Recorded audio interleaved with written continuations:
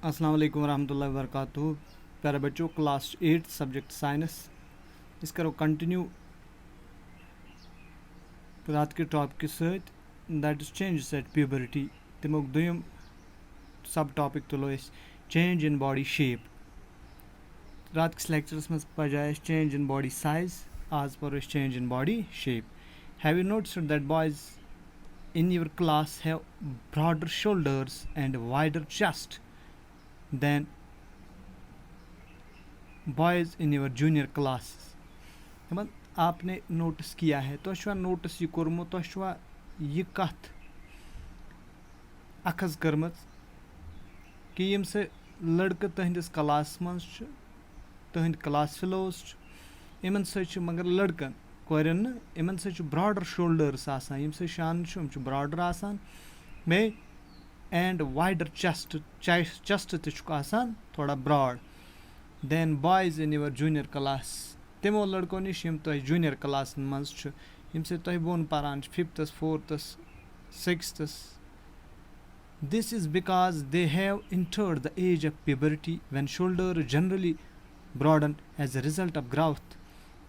कि अम प्यूबरिटी मज वो दाखिल गमत तवे इन शोल्डर्स वो ब्रॉडन गमत। In girls the region below the waist become wider. तो गर्ल्सन मज कोरन मज रीजन वेस्टस बोन आसान यह ब्रॉडन गसान। In boys the muscles of the body grow more prominently than in the girls. तमें लड़कन मज मसल्स आसान ग्रो गसान more prominently than in girls. कोरन हंद नस्बत ज़्यादा स्ट्रॉन्ग आसान प्रोमिनेंटली ग्रो करान। These changes occurring in adolescent boys and girls are different. तवे यम चेंजेस एडोलिसेंट पीरियडस मज कोरन तो कटन मज मुख्तलिफ आसान। तम पे ब्या सब topic that is voice change. Did you notice that sometimes the voice of some of the boys in your class cracks. ये तुम वुचम कैंचन बचन मगर लड़कन मज लड़कियन मज न कैंचन लड़कन मज तुहस क्लास मज इन मज वॉइस क्रैक गसान यानी इन बगर आवाज गसान। At puberty the voice box or the larynx begins to grow. वजह क्या वॉइस बॉक्स या लैरिंक्स ये वन यह प्यूबरिटी मज ग्रोथ हावान। Boys develop larger voice box यम से लड़के इन मज बोड़ वॉइस बॉक्स डेवलप गसान। The growing voice box in boys can be seen as a protruding part of the throat called Adam's apple.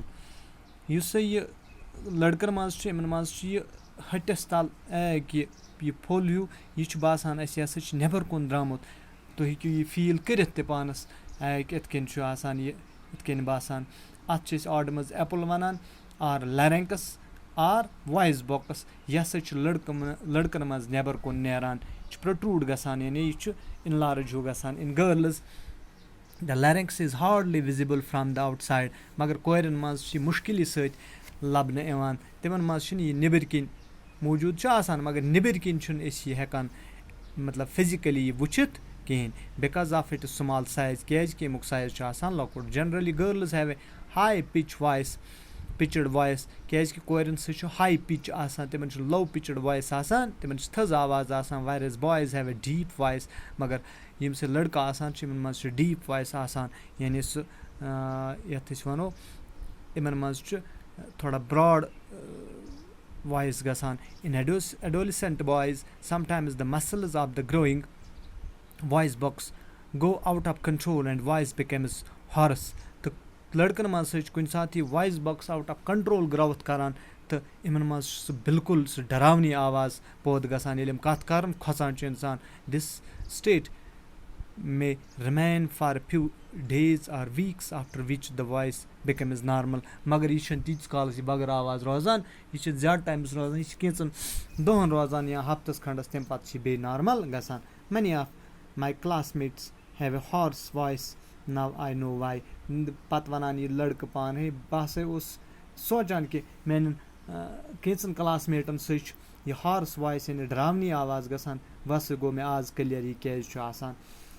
ब्या topic increased activity of sweat and sebaceous glands.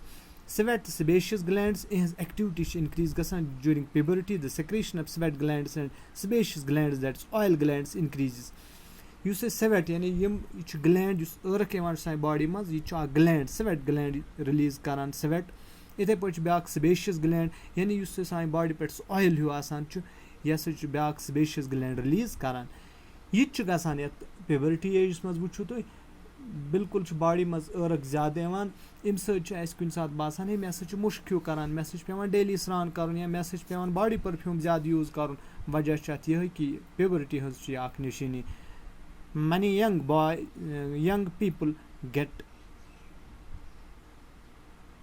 acne and pimples on the faces at this time because of the increased activity of these glands in the skin.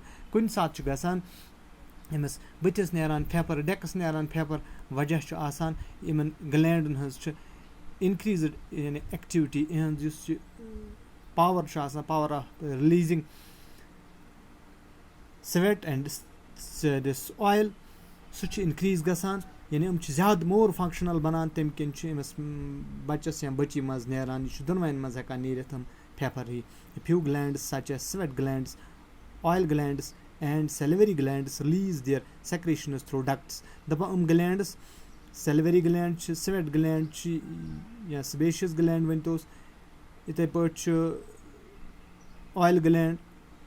یِمن کیٛاہ سا چھُ یِم سا چھِ پنٕنۍ secretions through duct release کران یعنی یِمن چھِ أسۍ وَنان endocrine glands. Endocrine glands release hormones or secretions directly into the blood stream.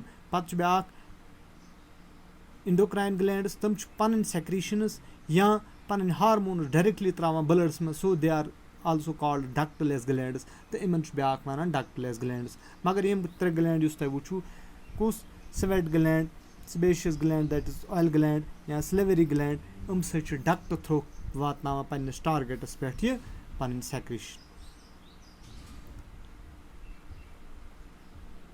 कल के लेक्चर में इंशाल्लाह हम देखेंगे development of sex organs. Thank you.